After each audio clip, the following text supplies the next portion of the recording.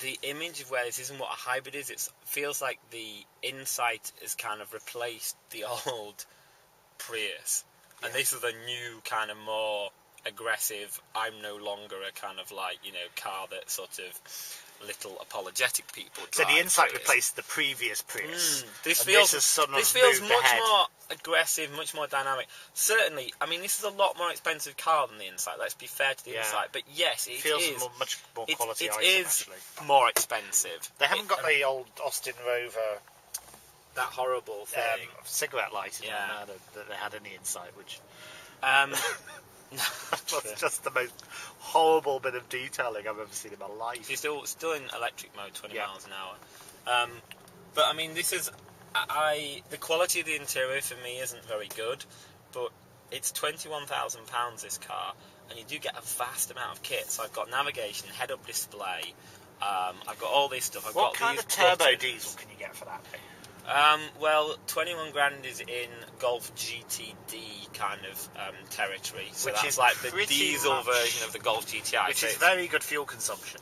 Yeah, I mean, I'm getting an average of 52.2. The first day I had it, where I was just across London, and I drove it I drove it kind of gently. I got 65, and then I got bored and just drove it like I would normally, and I'm getting 52, which is pretty much what I get in my diesel Fiat Punto, which is a smaller car, so fair play. Whether I think that there's real... Are you into Mondeo or Insignia territory at that sort of price? Yeah, you are. Like a kind of mid-range sort of... I mean, the thing is that this will do very well as a company car. It's only 89, or I think this version is 92 grams per kilometre of CO2.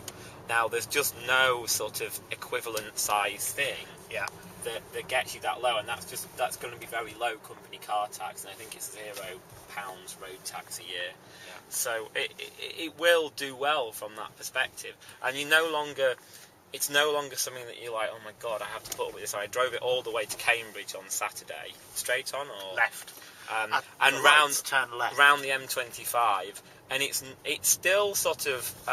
If I accelerate, I demonstrate it. What we used to call the mooing of the old Prius. Oh yeah. So the CVT, Watch the book. Well, this is a bigger engine, and it's much less sort of screamy and waily than it used to be. And on the M25 at motorway UK average speed, it was fine. What's it like over speed bumps? Because I should just say the 10-minute drive to my house from the office are 72 speed bumps. I don't think it's actually that bad. I think that's one of the best things about the car. I wouldn't go as far as to describe it as fun, but I do honestly think they've done a really good job in terms of making it feel like a normal car. It's not like Focus-like in its dynamic responses, but it feels quite tied down. You can really throw it around the corners. It doesn't wallow like the old one used to. Yeah. The steering is completely lifeless, but so are all modern electric cars. But it hops over bumps relatively well. I mean, it probably was awful on the camera, but for me and you, it really wasn't that bad. I always hit the undertray on my car. Cool. Okay. Thanks, Joe. Right. So, verdict? Quickly? Quickly? Yeah, it's very good. It's 200 times better than the old one, and it's a real step on, and it's now a car which I think you could recommend quite happily people to buy. Great. Thank you.